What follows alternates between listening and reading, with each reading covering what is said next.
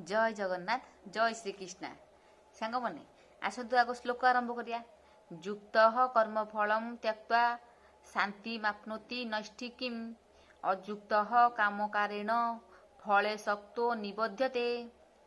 देख आर अर्थ कौन ना जो लोक कौन सी मनरे कामना न रखी सबू ईश्वर उपर निर्भर दे कर्म कले मध्य ईश्वर परायण से कर्मफल आशा न रखी शांति पाए।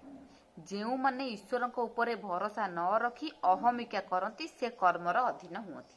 भगवान कहले किए कर्मर अधीन हुए किए कर्मर अधीन हुएनी ना जी भगवान को कौन सबु कर्म अर्पण कर दिए सी पद्मपत्र जल पर रहे जानिले आपण माने सेपटू से कथा कहले माने जी मनरे कौन सी कामना न रखी ईश्वर ऊपर निर्भर देती।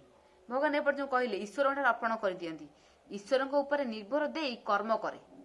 हे प्रभु ये तम काम तमे मते देइछ करिया पे मु करूची तेणी तम इच्छा जहा हम जे ईश्वर ऊपर निर्भर रखी सब कर्म करे से कौन शांति पाए।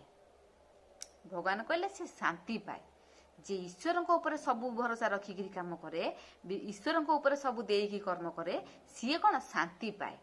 आ जी किए शांति पाए ना जो माने ईश्वर ऊपर भरोसा न रखि थांती आ जी अहमिका सी माने जी अहमिका भाव माति चलती से कर्मर अधीन हमें शांति पाती।